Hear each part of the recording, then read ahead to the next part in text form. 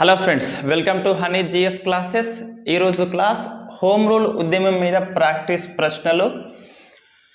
First ప్రశ్న, Tilak home rule league లక్ష్యము ఏంటి? తిలక్ హోమ్ రూల్ లీగ్ లక్ష్యం ఏంటి? 3 ఆప్షన్స్ ఉన్నాయి, అందులో ఏది కరెక్టో మనం ఎంపిక చేయాల్సి ఉంటుంది. ఫస్ట్ది స్వయం పాలన, బి ప్రాంతీయ భాషలో విద్యా బోధన, సి భాషా ప్రయుక్త రాష్ట్రాల ఏర్పాటు. అందులో తిలక్ యొక్క లక్ష్యం ఏంటి? ఆ ఉద్యమాన్ని ఎందుకోసము స్టార్ట్ చేసిండు? సో ఫస్ట్ స్వయం పాలన. ఇట్లా ఏబిసి ఇచ్చినప్పుడు మనం దీంట్లో ఆన్సర్ చూడొద్దు, ఫస్ట్ ఏబిసిలలో ఏది లక్ష్యమో ఐడెంటిఫై చేయాలి. స్వయం పాలన, ఎస్, సెల్ఫ్ గవర్నమెంట్ లేదా హోమ్ రూల్ లక్ష్యంగా ఉంది. ప్రాంతీయ భాషలో విద్యా బోధన, ఎస్, వర్నాక్యులర్ లాంగ్వేజ్లో ఎడ్యుకేషన్ ఉండాలి. సి భాషా ప్రయుక్త రాష్ట్రాల ఏర్పాటు, linguistic states formation. So ABC ఉందా చూసుకోవాలి ఆన్సర్. ఏబిసి, ఏ ఓన్లీ తప్పు, బి ఓన్లీ తప్పు, 3 ఆల్. ఇది కరెక్ట్ ఆన్సర్. జనరల్గా హోమ్ రూల్ లక్ష్యం అంటే మనకి స్వయం పాలన వెళ్ళిపోతుంది. ఇవి 2 కూడా తిలక్ లక్ష్యాలుగా ఉన్నాయి ఆ సమయంలో. సెకండ్ ప్రశ్న, హోమ్ రూల్ ఉద్యమానికి సంబంధించి సరికానిది. ఇది బాగా గుర్తుపెట్టుకోవాలి. సరి అయినదా, సరికానిదా? సరికానిది అంటే ఈ 3 ఆప్షన్లలో ఏవి తప్పుగా ఉన్నాయో మనం గుర్తించాలి. తర్వాత ఇక్కడ ఆప్షన్ చూసుకోవాలి. తిలక్ అనిబిసెంట్ కంటే ముందు ప్రారంభించాడు హోమ్ రూల్ ఉద్యమాన్ని. ఎస్, హోమ్ రూల్ ఇది ఏప్రిల్, ఇదేమో సెప్టెంబర్, కాబట్టి ఇది కరెక్ట్ ఆన్సర్. ఏ కరెక్ట్గా ఉంది. హోమ్ రూల్ భావన అనిబిసెంట్ది, తిలక్ది కాదు. అనిబిసెంట్ యొక్క ఆ న్యూ ఇండియా పేపర్ను చూసే తిలక్కి కాన్సెప్ట్ వస్తుంది. సో ఇది కూడా కరెక్టే. హోమ్ రూల్ భావన అనిబిసెంట్ది. తిలక్ హోమ్ రూల్ ఉద్యమం ఇండియా అంతటా విస్తరించింది. ఇది మనకు కరెక్ట్ అనిపిస్తుంది కానీ తప్పు. ఎట్లా అంటే తిలక్ కేవలము 6 శాఖలు కొన్ని ప్రాంతాలకు మాత్రమే పరిమితమై ఉన్నది. బీరర్, మహారాష్ట్ర, కర్ణాటక, ఈ బాంబే తప్ప మహారాష్ట్ర, మధ్య ప్రావిన్స్ అని చెప్పేసి. అనిబిసెంట్ది ఎక్కువ విస్తరించింది, ఎక్కువ ఇండియా అంతటా, మిగతా రెస్ట్ ఆఫ్ ఇండియా మొత్తం అనిబిసెంట్ది. సో సి తప్పు, ఇందులో ఏబి తప్పు, ఏసి తప్పు, సి ఓన్లీ. ఇది కరెక్టు. సరికానిది అన్నప్పుడు ఇది సరికాదు, ఇక్కడ ఆప్షన్ ఉన్నది బీసీ కూడా తప్పే. థర్డ్ది డయార్కీ, ద్వంద్వ పరిపాలన, డ్యూయల్ గవర్నమెంటు, దీనిని సూచిస్తుంది. సో డయార్కీ రిఫర్ టు అని చెప్పేసి. ఫస్ట్ ఆప్షన్ కేంద్ర శాసనసభలు 2గా విభజించడం. సెకండ్ కేంద్ర రాష్ట్రాల మధ్య అధికారాల విభజన. 3 భారత పరిపాలన కోసము లండన్లో రాజ్య కార్యదర్శి, ఇండియాలో గవర్నర్ జనరల్ విధులు నిర్వహించడము. 4th రాష్ట్ర జాబితా అంశాలను 2గా విడదీయడము. సో ఇందులో ఆన్సర్ ఏంటి? ద్వంద్వ పరిపాలన అంటే 2గా డివైడ్ చేయడము. బట్ దేన్ని ఇన్ని రకాలుగా డివైడ్ చేయడము, అందులో ఏది కరెక్ట్ మనం చూసుకోవాలి. సో ఫస్ట్ కేంద్ర శాసనసభలు 2గా అంటే ఇది బై క్యామరలిజము, ద్విసభ విధానం అంటారు దీన్ని. మనకి 1919 గవర్నమెంట్ యాక్ట్ ప్రకారము కేంద్రంలో ద్విసభలు ఏర్పడ్డాయి. కౌన్సిల్ ఆఫ్ స్టేట్స్ ఒకటి, సెంట్రల్ లెజిస్లేటివ్ అసెంబ్లీ ఒకటి. కేంద్ర రాష్ట్రాల మధ్య అధికారాల విభజన, దీన్ని ఏమంటారు? డివిజన్ ఆఫ్ పవర్స్ అంటారు. ఉన్న పవర్స్ని కేంద్రానికి రాష్ట్రానికి పంచిపెడితే డివిజన్ ఆఫ్ పవర్స్. ఇది ఫెడరల్ గురించి పేర్కొంటుంది. బట్ 1990 అనేది నాట్ ట్రూ ఫెడరేషన్, సమైక్య కాదు. రాష్ట్రాలు కేంద్రాల మధ్య అధికారాలు డివైడ్ చేయబడినవి, సెంట్రల్ లిస్ట్, స్టేట్ లిస్ట్. కానీ సెంట్రల్కు ఎక్కువ పవర్స్ ఉన్నాయి, రాష్ట్రాలకు ఎటువంటి పవర్స్ లేవు. కేంద్రము చట్టము చేయొచ్చు ఏ అంశం మీదనైనా. సో ఇది కూడా తప్పే, ఇది తప్పే, ఇది తప్పే. కానీ 1919 చట్టంలో అయితే ఇవి 2 ఉన్నాయి. 3వది లండన్లో స్టేట్ సెక్రటరీ, ఇండియాలో గవర్నర్ జనరల్. ఇది తప్పు. ఇది 1858 చట్టం ప్రకారం ఉంటుంది. ఇది డ్యూయల్ గవర్నమెంట్ కాదు. రాష్ట్ర జాబితా అంటే ప్రావిన్షియల్ లిస్ట్ని రెండుగా విడదీయడము. ఎస్, ఇది కరెక్ట్ ఆన్సర్. ఎందుకంటే స్టేట్ లిస్టులో ఉన్న అంశాలని ట్రాన్స్ఫర్డ్ సబ్జెక్ట్, రిజర్వ్డ్ సబ్జెక్టుగా రెండు రకాలుగా విడదీసిండ్లు. ఒకటేమో గవర్నర్ జనరల్, ఆయన ఎగ్జిక్యూటివే.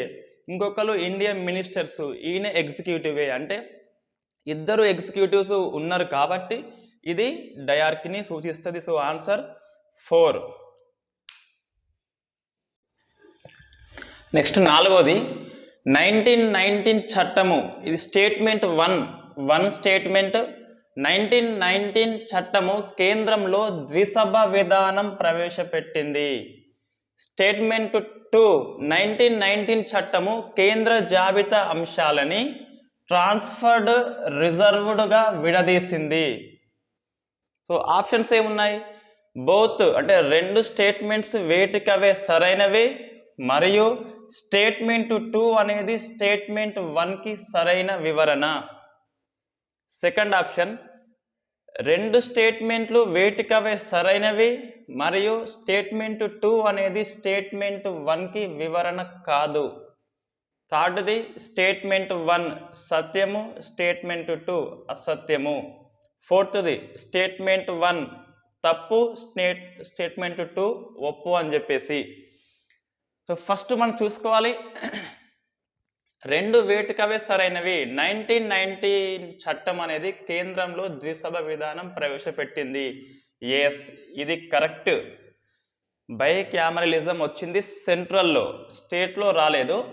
1919 చట్టము కేంద్ర జాబితా అంశాలని ట్రాన్స్ఫర్డ్, రిజర్వ్డ్గా విడదీసింది. ఇది తప్పు. స్టేట్ సబ్జెక్ట్ని మాత్రమే విడదీసింది. సో ఒకటోది తప్పు, రెండోది కరెక్టు. ఇక వేటికవే సరైనవి అంటే ఇవి రెండు తప్పు అవుతాయి ఆటోమేటిక్గా. సో ఫస్ట్ది ట్రూ, సెకండ్ది ఫాల్స్. ఓకే, ఇది కరెక్ట్. ఫస్ట్ది ఫాల్స్, సెకండ్ ట్రూ. ఈ ప్రశ్న ఒకవేళ ఇక్కడ రాష్ట్రంలో ద్విసభ విధానం కాకుండా రాష్ట్రంలో ఏంటిది ద్వంద్వ పరిపాలన అని వచ్చి ఇక్కడ రాష్ట్ర జాబితా ఉంటే 1919 చట్టము రాష్ట్రంలో ద్వంద్వ పరిపాలన ప్రవేశపెట్టింది. 1919 చట్టము రాష్ట్ర జాబితా అంశాలని ట్రాన్స్ఫర్డ్, రిజర్వ్డ్గా విడదీసింది అన్నప్పుడు అప్పుడు ఏమైంది ఆన్సర్ అంటే, సో బోత్ వేటికవే సరైనవి, రెండు అనేది ఒకటికి వివరణ అవుతుంది. సో ఫస్ట్ ఆన్సర్ వివరణ అవుతుంది. విడదీసింది కాబట్టే ద్వంద్వ పరిపాలన అంటాం. ఇక్కడ రాష్ట్రంలో అని ఉండి ద్వంద్వ ఉండి ఇక్కడ రాష్ట్ర జాబితా ఉంటే వేటికవే సరైనవి ప్లస్ ఈ రెండు అనేది ఒకటికి వివరణ అవుతుంది. అది ఆన్సర్ అవుతుంది. ఓకే, 5th వన్, లక్నో ఒప్పందంకి సంబంధించి సరికానిదేది? ఫస్ట్ది ఏ, ఐఎన్సి ముస్లిం లీగులు ఏకపార్టీగా అవతరించాయి. బి, ఐఎన్సి సెపరేట్ ఎలక్టరేట్స్ని ఆమోదించింది. చూసుకోవాలి. సో ఫస్ట్ది మనకు కరెక్టే అనిపిస్తుంది కానీ ఇది కరెక్ట్ కాదు. ఏక పార్టీగా అవతరించలేదు కానీ ఐక్యంగా యూనిటీగా ఉండి బ్రిటిష్కి అగనిస్ట్గా మన డిమాండ్ కోసం ఫైట్ చేద్దామని చెప్పేసి నిర్ణయం తీసుకున్నాయి. ఒక పార్టీగా ఫామ్ కాలేదు. ఇది తప్పు. ఐఎన్సి సెపరేట్ ఎలక్టరేట్స్ని ఆమోదించింది Muslim League. Okay, correct. So B answer. So ఇది 5 ప్రశ్నలు చిన్నవి. దీంట్లో ఈ మొత్తం ఈ హోమ్ రూల్ ఉద్యమంలో మనకి 3 టాపిక్స్ ఉన్నాయి కదా. ఒకటి హోమ్ రూల్ ఉద్యమం, సెకండ్ వచ్చేసి లక్నో ప్యాక్ట్, థర్డ్ 1919 చట్టము. ఇందులో ఏవి ముఖ్యమైనవి అంటే ఈ హోమ్ రూల్ లీగ్ అనగానే కాన్సెప్ట్ అన్బిసెంట్ది, తిలక్ ముందు స్టార్ట్ చేస్తాడు, నెక్స్ట్ అన్బిసెంట్ తర్వాత స్టార్ట్ చేస్తుంది. ఇవి 3 పాయింట్లు సరిపోతాయి. వీళ్ళ ఉమ్మడి డిమాండ్ అనేది హోమ్ రూల్. తిలకి మాత్రం ఒక 2 ఎక్స్ట్రా ఉంటాయి. అవి ఇక్కడ ఇంపార్టెంట్. హోమ్ రూల్ ఉద్యమ సమయంలో అన్బిసెంట్ అరెస్ట్ నిరసనగా సుబ్రహ్మణ్యం అయ్యర్ తన నైట్హుడ్ బిరుదు వెనక్కిస్తాడు. మహాత్మా గాంధీ ఒక ఉద్యమ కాలంలో కూడా వెనక్కిస్తాడు. తన కైజర్-ఏ హిందూ రవీంద్రనాథ్ ఠాగూర్ కూడా తన నైట్హుడ్ బిరుదు వెనక్కిస్తాడు. ఒక ఉద్యమ కాలంలో మనకు ముందు వస్తుంది అది. అట్లా బిరుదులు వెనక్కి ఇచ్చినప్పుడు ఏ ఉద్యమ కాలంలో అన్న ప్రశ్న తరచుగా వస్తున్నాయి. సో ఇంతకంటే ఎక్కువ అవసరం లేదు, ఓన్లీ ఇంపార్టెంట్ పాయింట్స్ చెప్పాలంటే. నెక్స్ట్, హోమ్ రూల్ ఉద్యమం అనేది ఎట్లా ఆగిపోయిందంటే Montague August declaration, not August offer. ఆ ప్రశ్న కూడా రాసుకోవచ్చు. మాంటేగ్ చెమ్స్ఫోర్డ్ సంస్కరణలకి మూలం ఏంటి? ఫస్ట్ ఆప్షన్ ఆగస్టు ఆఫర్ ఉంటుంది, సెకండ్ ఆగస్టు డిక్లరేషన్ ఉంటుంది. సో ఆగస్టు ఆఫర్ కాదు, ఆగస్టు డిక్లరేషన్. ఆగస్టు ఆఫర్ మనకు ఇంకో దగ్గర వస్తుంది. లక్నో ఒప్పందం అంటే ఏమి లేదు, ఈ లక్నో సెషన్లో అతివాదులు మితవాదులు కలిసిపోతారు. అది 1916 లక్నో సెషన్, ఏసీ మజుందర్. లక్నో ప్యాక్టులనేమో ఈ ఇండియన్ ముస్లిం లీగ్, ఇండియన్ నేషనల్ కాంగ్రెస్ రెండు పార్టీలు బ్రిటిష్ వాళ్ళకి అగనిస్ట్గా ఫైట్ చేద్దామని చెప్పేసి ఒప్పందం చేసుకుంటాయి. 1919 చట్టం అంటే కేంద్రంలో ద్విసభలు ఏర్పడ్డాయి, రాష్ట్రంలో ద్వంద్వ పరిపాలన వచ్చింది, transferred subject and reserved subject అని చెప్పేసి. కేంద్ర రాష్ట్రాల మధ్య అధికారాల విభజన జరిగింది. ఈ 3 పాయింట్స్ బాగా గుర్తుపెట్టుకోవాల్సి ఉంటుంది. నెక్స్ట్ క్లాస్లో మనము మాస్ లీడర్ గాంధీజీ తొలి ఉద్యమాలు అని చెప్పేసి ఈ చంపారన్ సత్యాగ్రహము, అహ్మదాబాద్ నూలు మిల్లు కార్మికుల ఉద్యమం, తర్వాత ఈ ఖేరా సత్యాగ్రహం అని చెప్పేసి ఈ 3 చూసి నెక్స్ట్ ఫేమస్ సహాయ నిరాకరణ ఉద్యమం. Thank you very much.